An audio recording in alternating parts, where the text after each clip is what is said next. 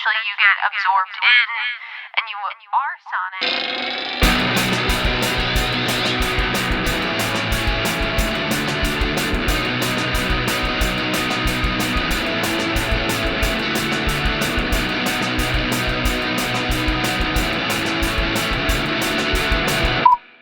Hey everybody, and welcome back to No Repeat. It's a podcast where we pick 3 songs every week with no repeats and no do-overs to create the perfect soundtrack for your seafood restaurant. I'm Taylor Olmstead, and I'm joined by my co-hosts, Tyler Reed. Do you know who the Price Master is? And Sean Evans. Yes! I hate that this has been brought into our lives. Tyler, what was our challenge this week? This week, we're trying to find the perfect song for when you're the last lobster in the tank, submitted by Sean. Thanks, Sean. On the podcast right now. And if you say, well, God, I sure wish someone at home. Why do we always gotta have the pod boys be doing the challenges? So the single listener, you can submit your own challenges. You can DM us at us, No Repeat Pod on Instagram or Twitter. Of course, we try to put out a post for those. But you can also send us an email at any time. You'd be really annoyed. You can send us an email every single day. Great. We don't get enough emails. Please. norepeatpod@gmail.com. Thanks so much. All right, Sean. So this is a Sean Evans original. What's the thinking behind this challenge here, the last lobster in the tank? For a minute after I got out of college, I would go on Reddit and read the creative writing posts that they would have on there. And I read this story about it was a short fiction piece about a lobster who was left in a tank, or the last lobster in the tank in this whole narrative, but you didn't realize that it was a lobster in a tank until the end. It just creatively unfolded. And I thought it was very well done, and that kind of has always been stuck in my head. I don't remember much about the story. I just remember the prompt, and I remember that it made me have a strong emotional reaction. And I thought, that's a good challenge. I wonder what we'd soundtrack it to be like. And now I know. The listeners will soon find. Ooh. So we're to believe that this is like the pick your lobster tank at a restaurant, yes? I was thinking more grocery store lobster tank. But a place where humans are picking out lobsters to eat, and there's one left. Yeah. Good. I just wanted to clarify that it's not like, an aquarium habitat or something. This is No. Lobsters bred for food. Yes. Yeah, I was in that same place. And I think there's something really kind of interesting about being the last one.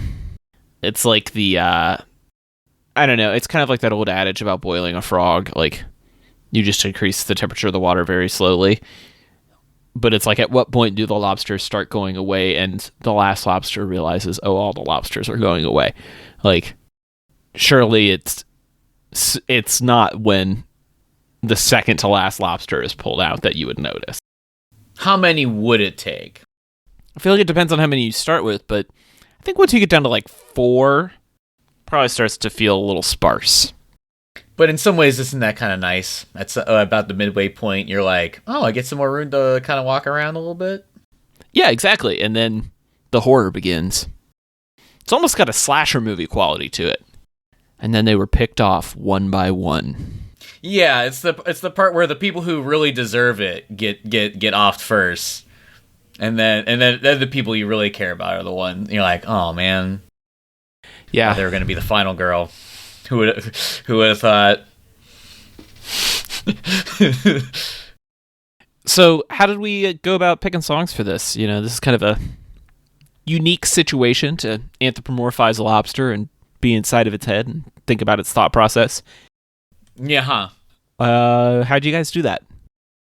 I try to think of try to get into a lobster's mindset. Try to step into their claws, try them on for a little bit, see how I would pick a song for what it would be like to be the last lobster in the tank. Very descriptive, Sean. Thank you. I don't know. I thought it would probably be a little sad, but you also might not know why you're there. I just don't feel I've never bought a lobster. Huh. I've had a lobster roll, but I've never had a lobster in surf and turf. I've never gone to the store and picked one up or ordered one at a restaurant. So I just don't know what this life is like. Like, I've never seen what it looks like. In fact, I was just looking it up right now because I feel a couple years ago I read something on the internet that there was no record scientifically of a lobster dying in the wild, just dying. I'm seeing that's not true. That in fact they do die. I mean, but when you like, not from predation. Like the understanding was that lobsters only die from predation. So they basically live forever until they're killed. But it looks like what I just read is that they basically can live forever because they have this chemical in their bodies that allows them to do that. But the energy that it requires to molt and become a bigger lobster, they can become exhausted and die that way. Damn rip. Yeah. That is fascinating.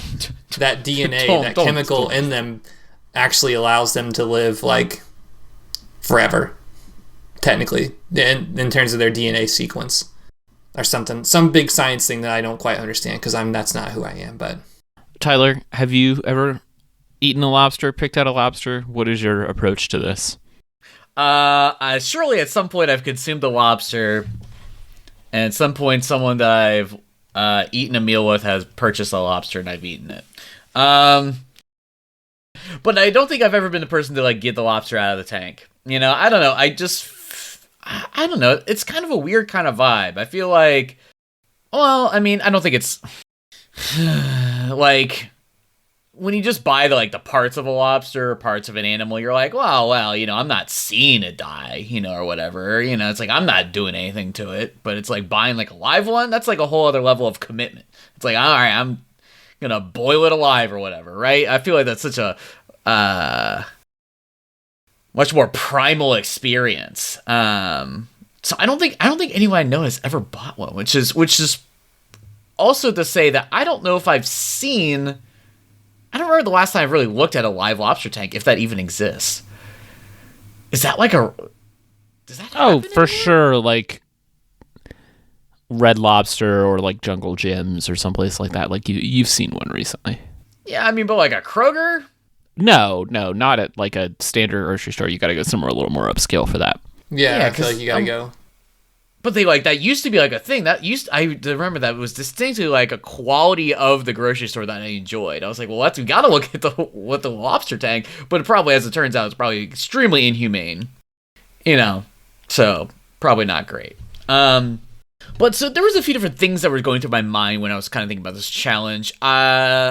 I feel like I sort of went with like song titles to try to evoke the right sort of like vibe, and then sort of like read into the lyrics to try to figure out if the songs were actually about the thing that I wanted to be about. And as it turns out, not a lot of songs are written about being the last lobster in a tank. A lot of it is about love, about being alone, lots of relationships. As it turns out, none of them are about the solitary existence of an animal. So I feel like we all sort of had to kind of like approximate lyrically what happened in this challenge, right? We're like, how critical do we have to be about literally what this is about? But you know, who's to say that loneliness isn't a universal trait, right? What is love? You know, what is being the only lobster left? But I think, I think the sort of things I was trying to discover was feelings of sort of like entrapment, or like sort of like being like of like paranoia or like anxiety, trying to be like, well, I'm the only one left. Where did everyone else go? I don't know. You know, trying to like, do they want to escape? Are they accepting their death?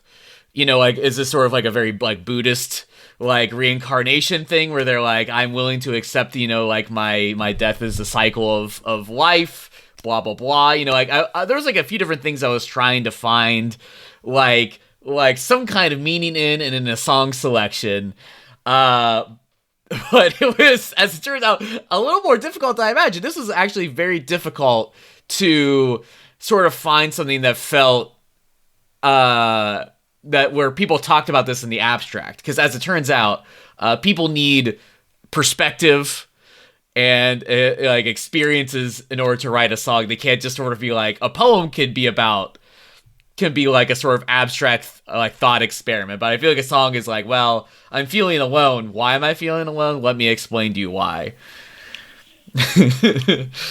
Did you was your water in the tank of your lobster tank existential crisis this week? You know, ever since I got out of medication, I've no longer worried about my anxiety or my fears. It turns out I don't know. Existentialism doesn't matter. You kind of felt like you were up against the glass of life right there. I mean, I was in a similar place as Tyler, but I didn't go quite as deep. Pun intended. So your medication's stronger. You're just trying to find. I was trying to find meaning in nothing. Okay, that's. I mean, I was definitely after the anxiety of it for sure. That was kind of the like hook for me. Is like this like. Oh, too soon. Yeah, I'm just really good at those tonight.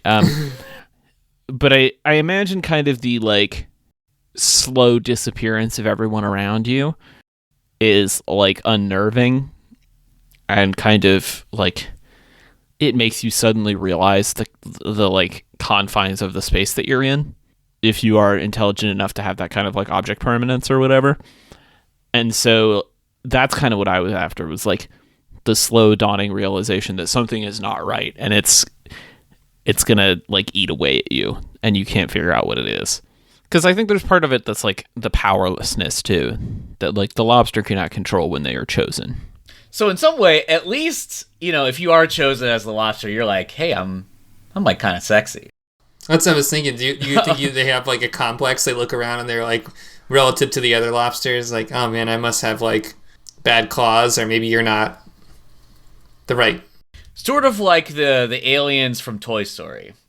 I was going to go with like getting picked for dodgeball, but yeah. The claw. The claw. That's pretty good. That's pretty good. Do you think turkeys feel like that? I don't think turkeys are smart enough to know. Except for the one that does get pardoned, in which they're feeling pretty good. Temporarily. Are they like, why is it so bright? Why am I out of my barn? I'm extra special because I was pardoned. Probably. Who wants to go first? Let's have Tyler go.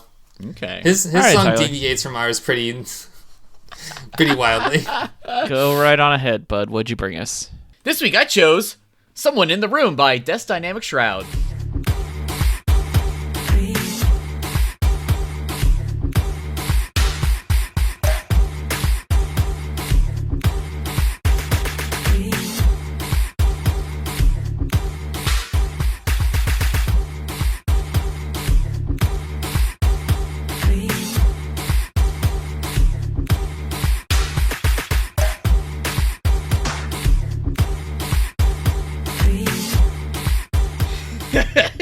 All right, so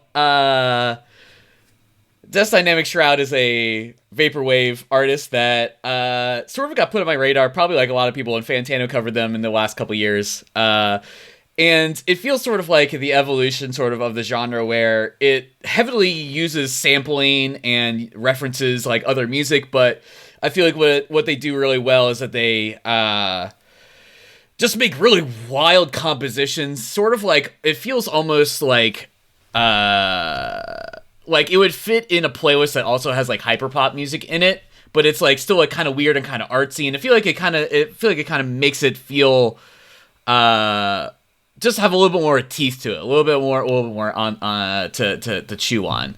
So what's funny about this one is that all of the lyrical content is sampled from Ariana Grande's song Ghostin'. So fun.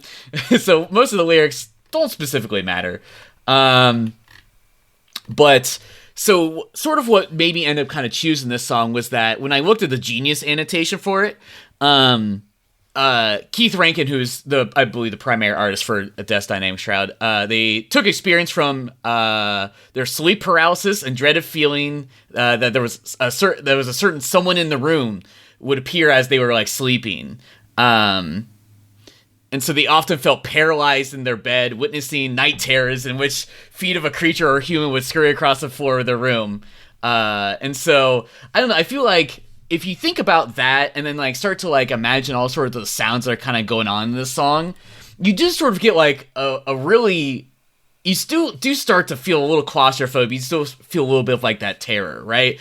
But of course, this is sort of like, with that being said, I realize that this is like, it feels like a pop song. It feels like a song that's very composed very traditionally in terms of like, there's a structure to it, and it's pretty like dancey and it's pretty fun. So I would say this is like definitely one of those song picks where the vibe fit for the challenge, but this is also a song that I was like, well, I think this is also just a song that I would listen to on purpose and would put on a playlist regardless. But I think the most exciting part, and the part that really sort of like really grabs me, is just almost the first moments of this song. It's like that really ferocious like bite sound, and then this sort of like really ambiguous sort of like thumping sound, like right at the beginning. It's like, it's really intense and really powerful, and I feel like it kind of loses a little bit of steam once it kind of like sort of like breaks from like that. And that's just sort of like a song that just kind of sounds kind of cool. But I feel like that's sort of like that really intensity, almost suspenseful moment makes me feel like, all right, you're sort of like looking around. You're the only one that's left to like at any time, like anyone walking by could like point at you and you're gone. You're out of there. And so I feel like, I feel like listening to the song, you can sort of imagine almost sort of like the movements could feel like sort of like those creeping people or hands or whatever coming at you. So I don't know. No, I'm into this. I think this is a really strange and interesting song. Like you said, it feels really different. It feels really weird and creepy, but it does also like cling to enough of a traditional structure to be like kind of uncanny valley familiar. Knowing that it's Ariana vocals makes more sense to me. It felt like familiar in a way that I couldn't place, but that makes sense. I feel like this works for the challenge. I think for me, I was envisioning much more lag time between like when the second to last lobster is pulled and when you're going to be pulled. But this feels almost like chef is about to prepare a big batch of lobster and they're going quick. Yeah.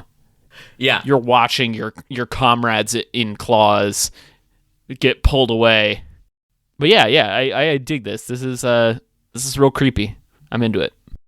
I had a very, like, when you were describing the nightmare, that maybe this was a vibe for the lobster who was in the last one in the dark.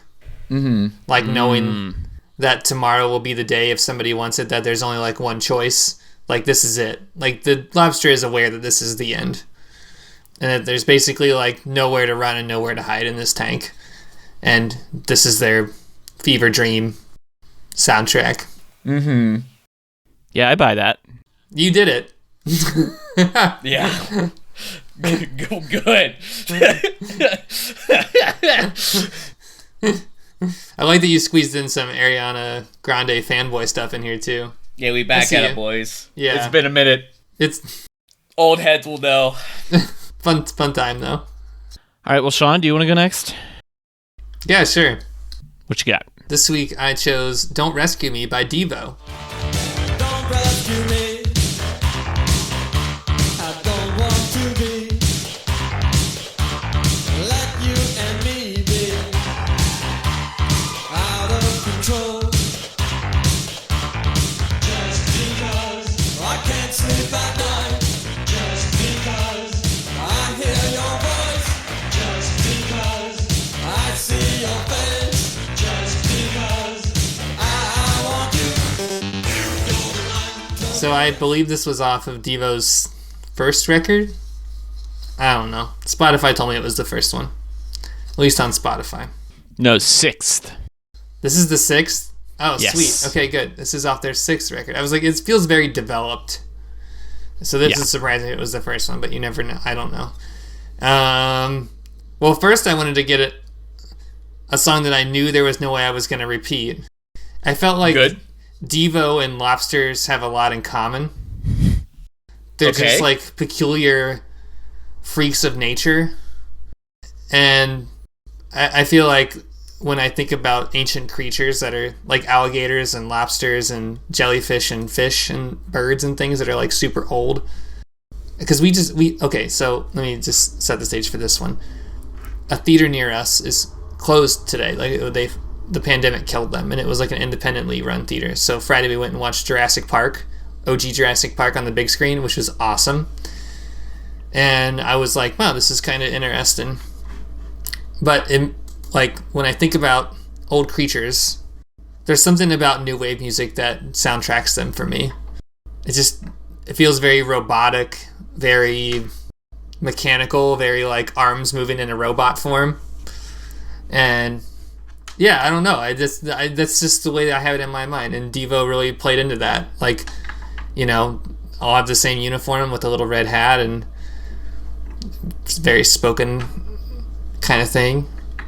So Don't Rescue Me I think it's like a breakup song, but I think there's a lot of mutilation. It's like a mutilation breakup song, like an emotional mutilation song. And I think that leans itself very well to the emotional mutilation that I feel like the last lobster in the tank would feel. That they would feel a little bit insecure that they're the last lobster. They would feel insecure. They know that like it's gonna come to an end soon. I feel like they, you know, maybe they were bullied a little bit. It had smaller claws. They can't quite figure it out, but maybe they don't know any better. And I feel like Devo's energy for their music kind of makes you feel like that. Like maybe you're a little bit of an outsider. You were turned inside out. You were derailroaded. Whatever that means. You know, there's just some good lyrical thing here. And it's very mechanical, like how I imagine that lobsters work in their head. They're just like molt and eat and reproduce. It's what you do every day. Same thing. Just like this drum beat. Bass, snare, bass, snare, bass, snare. It's just, you don't get a lot of difference. It's just survival. I mean, it's Devo. What's not to love? This is not a Devo track that I was familiar with, but Yes. I really dig this. This makes me want to listen to more Devo. Like, they're just so freaking cool. They're so weird, and they're so cool. And, like, yeah, great post-punk, like, anxiety, paranoia feels real, like, I don't know, like, there's something about that kind of music that, like, has this unsettled feeling to it that I know Devo was, like, really trying to do on purpose, and it really works here. Yeah, I don't know. It's a weird song. Like, even by Devo standards, it feels a little weird. Just like skimming the Wikipedia, it seems like there was some pretty contentious stuff about the production of this record. Mark Mothersbaugh bought a synthesizer with the band's money during these sessions and basically like used it for everything and tried to like push guitars out of the album. And yeah, it's in 2017 one of the members said that the recording of that album is too painful to talk about. So it was apparently not a great moment in the lives of Devo, but I mean, if it all sounds like this, I'm excited to listen to this record because this is really strange and cool. This was a very Lobster album then. This is a very Lobster and last Lobster in the Tank kind of album. Who will survive? This synth, that's what. You think about Devo, you think about synth lines. You're not really thinking about like, oh, that guitar solo was sweet. I mean, it's kind of weird to think about how we probably have, well, I guess at this point, except for Sean, neither Taylor nor I have really been like, I'm going to intentionally consume Devo. It's like totality. I mean, I've intentionally consumed the two popular ones, the first album and Freedom of Choice. Right. But not the rest. You're like, ooh, what is this? Because, I mean, like, I'm really into this. Like, I probably like this more than the other main song, you know? And, you know, so, like, going into this challenge, I was like, okay, what's Sean cooking?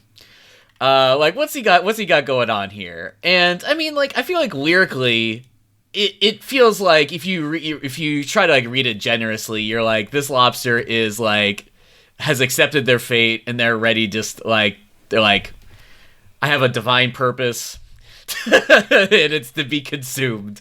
Just because it's just like, yep, this is gonna happen to me, I'm not worried about it. And if you just scrub out the parts about it being like love or whatever, you're like, yeah, it's about accepting your death. It's a very it becomes a very Buddhist song, very real, you know, very different song when you take out that interpretation of it. So Sean, have you listened to this whole album? No. Is this the only song from this album that you've listened to? Yes. Okay. Well, so because usually this is the part where I'm like, well, Sean, how do you feel about this whole album? All right, well, I feel homework, positively baby. towards Devo. You're a Devo head. Love a Devo. No, I feel positively towards Devo. I'm not a Devo head. I'm a Deftones head. Okay. I'm a Queens of the Stone Age head. I wouldn't call myself a Devo head at all. Parrot head. No. Okay. I just can't afford the $20 every year that it takes to get a vanity license plate for the Parrot head. I mean, you have to. Cheeseburger in Paradise is only at so many occasions, and we are fortunate enough to have one so close to our house. Anyway, I don't care. But no, this is, yeah. I feel like this is a fun song, and I think with a pretty difficult challenge, I think this fits as well as any song is going to fit within the parameters of which we were chosen to find a perfect song for. So I think it's cool. I think it's fun. I think it fits as close as it can. Good job. You did a thing. Yeah. Well, that just leaves me, and I chose This Heat by Deeper.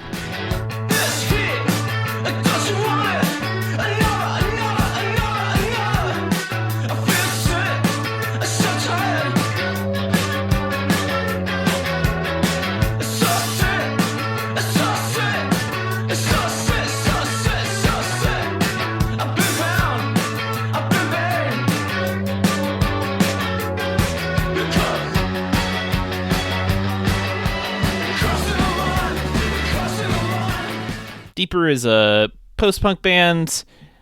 This song is off of their album Auto Pain, which I believe I discovered from TikTok, I think.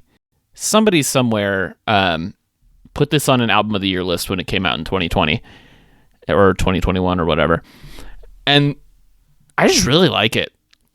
I wanted to go after Sean because I feel like it shows a clear like through line to Devo and Wire and Gang of Four and all of that like 80s post-punk, but it's a little bit updated for the modern era. Not that much though. I mean, it really feels like it probably could have come out in 1983. But I love the paranoia of this song, especially the chorus where you get that really high on the neck guitar chord that's just kind of like screaming at you in the left ear.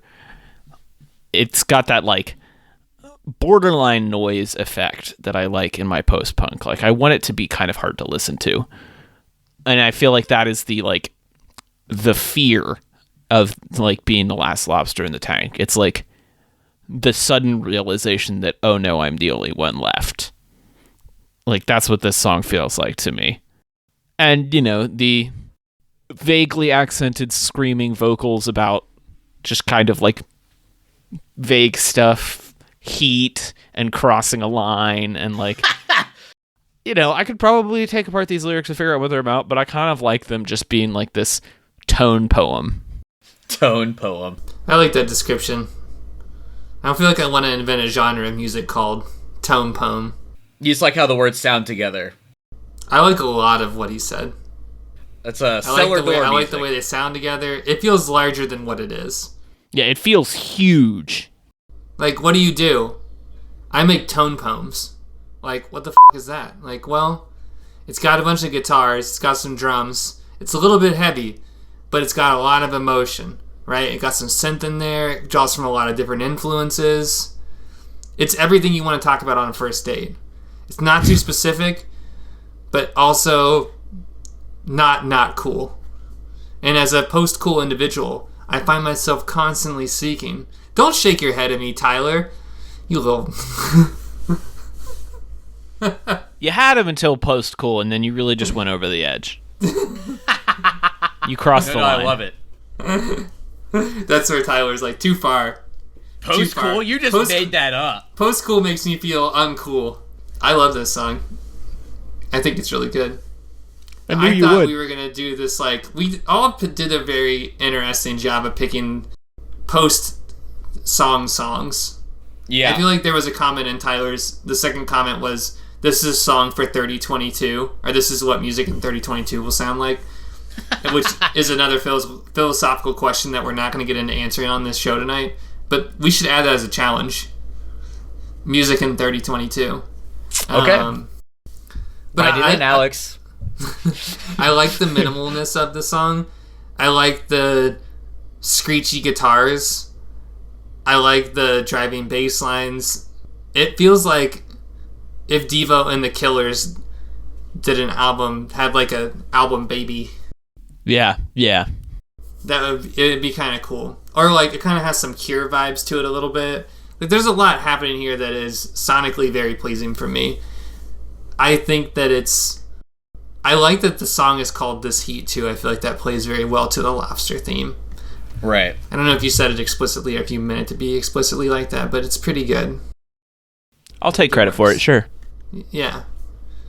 That's why I feel like this challenge was kind of, I don't want to pat myself on the back here, but this challenge was kind of beautiful in that way for all of us because there's so many different ways to talk about how there's a lot of music that I think you could prescribe onto a lobster. You could say like, nah, well, yeah, its heart's broken, it's alone, it's a billion-year-old animal stuck inside of a human tank.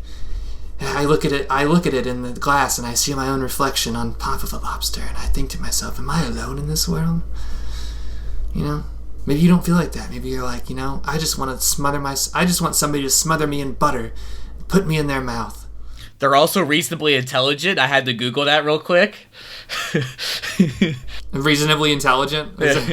They're quite amazingly smart animals. Could you describe them without having to put like another couple adjectives around what you describe? I mean, that's what researcher Michael Kuba says that lobsters are. Like dolphins and many other animals, lobsters use sophisticated signals to explore their surroundings and establish social relationship. Tell me what you thought of the song, Tyler. Yeah. No, you're right. I feel like the song is very unassuming from someone who grew up in the era in which this was literally the sound of like our like adolescence. But this song came out like not that long ago, right? Like 2 years ago, yeah. Yeah, 2020. So like that indie alt like rock sound is coming back, baby. Maybe? Like sort of like proto English, Jesus. Like sort of like they're from, are they English? Let's see, where are they from? They're from Chicago. Ooh, but they got that. They have that like the Cure like Gang of Four like English style, yeah. Yeah, you're like you're not speaking in the Southwestern Ohio perfect dialect. Where are you from? I can't identify this. But no, so like I think it's very unassuming on its front. Like on the tin, you say, well, these are all sounds I've kind of heard before, but like to sort of like bring this back in the year of our Lord 2022, you're like, ooh, this is interesting. Like, what do we kind of like? What are they trying to mix up? What are they trying to refresh, or what are they just trying to do that's already been built upon? And I think that's interesting, right? Because I do feel like it doesn't necessarily rely so much on. Because you were talking about sort of like a Gang of Four, sort of like very basic, or like Four on the Floor, like very basic sort of like rock and roll like setup. But I feel like it does that, but it does a little bit more plus. I feel like it's a little more skeletal at some points. I feel like it doesn't feel like it doesn't have to be full the entire time. Because there's like really nice spots where it's like just the guitar sort of just kind of going, or it's like feels like there's a little bit like everyone kind of gets a part to kind of do their own thing. And I feel like it really adds a little bit of extra like musical nuance to it. It adds a little bit of extra character to it. And so then I will then say again, Taylor, have you listened to this whole album? Oh yeah, I love this record. The whole thing front to back, it's great. So, but it's pretty consistent, right? Yeah, it all sounds like this. And so not to to not to continue this point any further, but like I think what's interesting about sort of like retreading on ground that's sort of like been discovered already is like I feel like sometimes there's like a song on an album that you're like, I love this sound, but that's the only song that sounds like that in the whole album. And I feel like in our current like landscape, people are able to take that single idea and expand that into like whole genres, or like expand that into a full album. And I feel like there's I feel like there was like a single mentality for like a lot of like music, and I feel like it's nice that you're like, yes, I get the whole sound, the full album of this, and I feel like that's really nice to actually get that. So I think this is interesting. I mean, I'll definitely like check this out, and I feel like you kind of said in your monologue as well, I feel like lyrically you're like, yeah, it's a little poetic, it's a little vague, and I feel like you're like, yeah, this is tangentially lobster related. I've been bound. I'm Indeed. Speaking of things that are tangentially, I cannot even pronounce that English, word. not our language tonight. Not my strong suit. Listener picks. They our listeners have a lot of feelings about Lobster songs this week, so let's get started. Yeah, we got a few. So Sarah McKay art. Well, let me just start this. So this is episode 217, Last Lobster in the Tank. Sarah McKay art chose the song. This one, the one that goes Alone Again, Naturally. And I don't actually know fully. Let's just tip tap this into the internet. You gonna Google it? I'm gonna assume it's the Gilbert O'Sullivan song from 1971, which won the Grammy Award for Song of the Year. It is a soft rock song. Interesting that Sarah chose not to expound upon that in any capacity. Yeah, that is literally all I know about it, is what I saw on the Googles. What else we got? Okay, interesting. All right, so next is Storm and Sunshine. There's periods between it, so Storm and Sunshine. You can just say Storm and Sunshine. I'm just in case people want to follow these people. Tyler. Jeez, all right, God, chill out, bro. Okay, so he picked this person. This person picked "Last Man in the Water" by Sarah Hickman. Has anybody heard of this song? I have not. I mean, you could say that there's billions of songs. At least 2 of them are named Radio, and they're on this playlist. Our third listener suggestion was Ivan Glasgow. You might be familiar with him if you've ever listened to this show before. He picked Down in a Hole by Alice in Chains. I feel like after I say Ivan's name, there should be like some air horns that go up. Like, I know. Not a big Alice in Chains fan myself, but I respect this pick. When you say you're not a... What is that? What does that like mean? Just doesn't really do anything for me. It's not my favorite grunge band. When's the last time you consumed Alice in Chains? Oh, it's been years. It's been years and years. Maybe we should look again. Should we do a artist Alice in Chains? No, God, please. I don't. Let's not get that excited. But maybe we should do a grunge episode. That would be a fun. Our Diva Spectacular Grunge Edition. There you go. We'll look back at the whole genre of grunge in 3 songs. That seems Eddie Vedder special. Totally great. We're gonna call it episode 225. Jeremy. And then our last listener submission was 71 DPI, The Great Escape by We Are Scientists, and they also left us a comment. It says, ultimately a terrible situation to be in and maybe demands as a much sadder sounding song, but the lyrics just spoke to me from a decade ago immediately. Just slow it down to half speed and in your mind maybe LOL. I really like that song. I wonder if there is a slowed down version of it, or like an acoustic piano version. Slow reverb. Do it. Which is not to be confused with the Boys Like Girls song, The Great Escape. Which was what I first read this as, and that was not a good choice. I was like, I don't feel like it was something Alex would listen to on purpose. I have almost 0 cultural touch points for We Are Scientists. Like, I don't know who they are. Like, I am aware of the name, but the name sounded silly and I didn't want it. I mostly remember them from having a song in the movie Nick and Nora's Infinite Playlist. The Juno Part 2. A very Jack White feeling to it. Yeah, I would agree with that. Or like a classic rock kind of vibe to it. It's cool. I like it at half speed. They were a decent little emo pop band. Nothing wrong with that. All right, so with that, it's time for our B-sides. You've got lobsters left in your tank probably, and it's time for us to get them out. Speaking of Jack White, Die by the Drop by the Dead Weather. I've already picked Dead Weather before, and I've picked a lot of Jack White, so I felt like I couldn't do that. And then I was like, well, what if I pick something that's like Jack White, but isn't exactly Jack White? So I went with I Feel Like 10 Men, 9 Dead, and 1 Dying by Band of Skulls. Okay. Which, if you like Jack White, you should be listening to Band of Skulls. There you go. And then I also had 2 new discoveries this week that I almost picked, but I just haven't been familiar enough with the songs yet.